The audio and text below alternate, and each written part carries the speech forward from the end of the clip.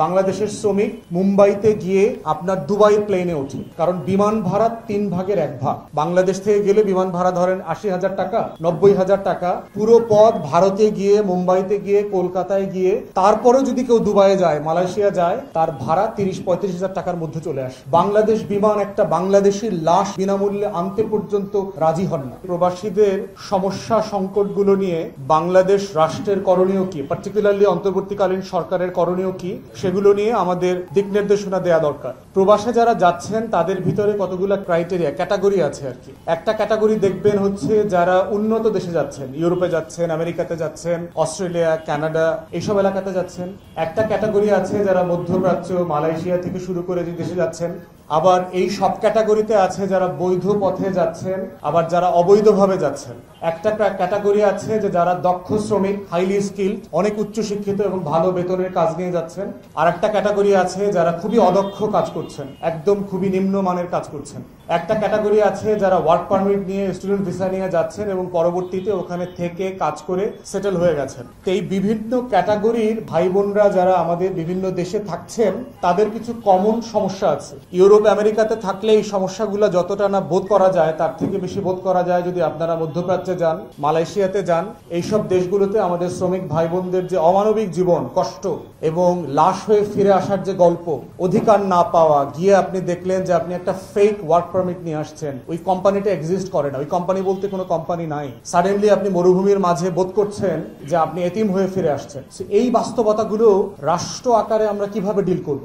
শুরু থেকে দেখেন যে মালয়েশিয়াতে যাওয়া নিয়ে আমরা গত বছর দেখলাম যে আওয়ামী ফ্যাসিবাদীদের 4 বড় দালাল মিলে কিভাবে প্রায় 40,000 কোটি টাকা লুটপাট করে ফেললো। ভিসা পাওয়ার পরেও প্রায় 30,000 বাংলাদেশি নাগরিক মালয়েশিয়া যেতে পারে নাই, কারণ তারা পাসপোর্ট ফেরত পায় নাই এবং ফ্লাইট অ্যাভেলেবল ছিল না। এবং দেখবেন যে অন্যান্য দেশ থেকে বাংলাদেশের শ্রমিকদের যাওয়ার প্রবণতা বেড়ে গেছে। বাংলাদেশের শ্রমিকরা কলকাতায় গিয়ে মালয়েশিয়ার প্লেনে ওঠে, বাংলাদেশের শ্রমিক মুম্বাইতে গিয়ে আপনার দুবাই প্লেনে ওঠে, কারণ বিমান ভাড়া 3 ভাগের 1 ভাগ। বাংলাদেশ থেকে গেলে বিমান ভাড়া ধরেন 80,000 টাকা, 90,000 টাকা। পুরো পথ ভারতে গিয়ে, মুম্বাইতে গিয়ে, কলকাতায় গিয়ে, তারপরে যদি কেউ দুবাইয়ে যায়, মালয়েশিয়া যায়, তার ভাড়া 30-35,000 টাকার মধ্যে চলে আসে। তাহলে এই যে লুটেরা মডেলের একটা শ্রমিক পাঠানো, দালাল পাঠানো আমাদের এজেন্সিগুলোর মধ্য দিয়ে, যে আমাদের যে মানবিক মর্যাদা থাকা দরকার ছিল, তার ন্যূনতম মানবিক মর্যাদা আমাদের এই শ্রমিক ভাই বোনদেরকে দেওয়া হচ্ছে না। এবং এই পুরো চক্রের সাথে আমাদের লোক পাঠানোর যে ব্যবসায়ীরা যারা আছেন তারা জড়িত, আমাদের প্রবাসী কল্যাণ মন্ত্রণালয় যেটা আছে, এদের মন্ত্রণালয়ের সচিব, মন্ত্রীরা জড়িত। এই প্রসেসের সাথে ওখানকার বাংলাদেশি রাষ্ট্রদূত, দূতাবাসের কর্মকর্তা কর্মচারীরা জড়িত। এবং যে সকল দেশে যাচ্ছে, কোনো সময় আমরা শুনছি ওই সকল দেশের কর্মকর্তা কর্মচারীরাও জড়িত। এই পুরো সিন্ডিকেটে আপনি দেখবেন যে মালয়েশিয়া যেতে একজন শ্রমিক ভাই বোনের 5 লাখ টাকা, 7 লাখ টাকা খরচ হচ্ছে ন্যূনতম।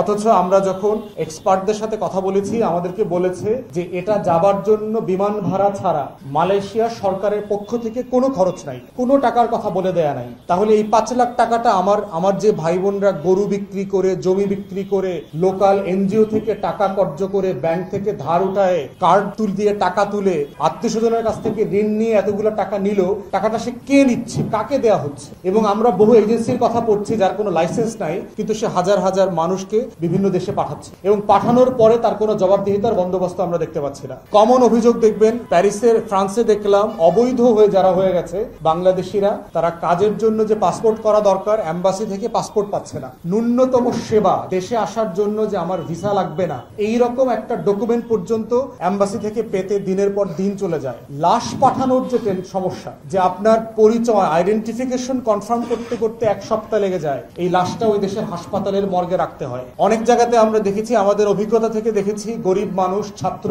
লাশ পাঠানোর টাকা পর্যন্ত নাই এবং স্থানীয় যে দূতাবাস আছে তারা কোনো রকম সাহায্য পর্যন্ত করেন না। বাংলাদেশ বিমান একটা বাংলাদেশির লাশ বিনামূল্যে আনতে পর্যন্ত রাজি হন না। এই ধরনের বাস্তবতায় অনেক লাশ বিভিন্ন দেশের মর্গে পড়ে আছে। আর একটা সমস্যা আমরা দেখেছি, বিভিন্ন দেশে হাজার হাজার বাংলাদেশি নাগরিকরা জেলে পচতেছে।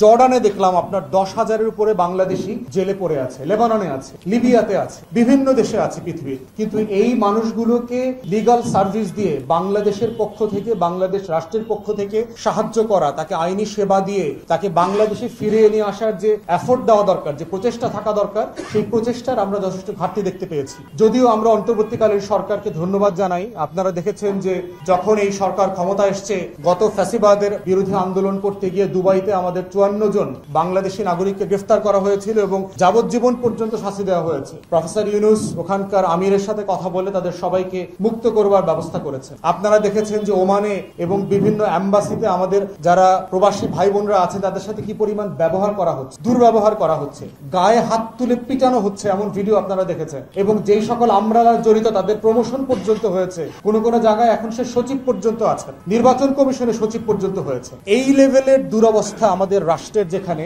অথচ তাদের টাকা নিয়ে আমরা গর্ববোধ করি, রেমিটেন্স যোদ্ধা বলি, তাদের ডলার আমাদের ভালো লাগে, কিন্তু তাদের জীবন ভালো লাগে না, তাদের লাশ আমাদের কাছে ভালো লাগে না। শুধু তাদের টাকাটাই এই রাষ্ট্রের কাছে মর্যাদাবান, এই সম্মানের।